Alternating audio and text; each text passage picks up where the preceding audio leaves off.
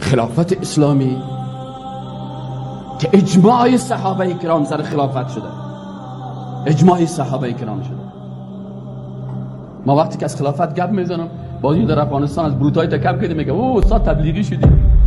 از خلافت گپ زدم او تحریری شدی. از سیاست گپ میزنم او اخوانی شدی. وقتی که میگم که به مخلوق سجده نکو، به پیر سجده نکو، میگه او سلفی شدی. تفرقه رسای کنی، در حالی که کلی از این اساسات اسلام است. من مسلمان هستم، هو سماکم المسلمین. کافی است که الله ما را مسلمان خطاب کرده. خلافت حزب تحریر ایجاد نکرده. خلافت ابوبکر و عمر و علی و عثمان و صحابه کرام، مهاجرین و انصار ششتن خلیفه را تعیین کردن.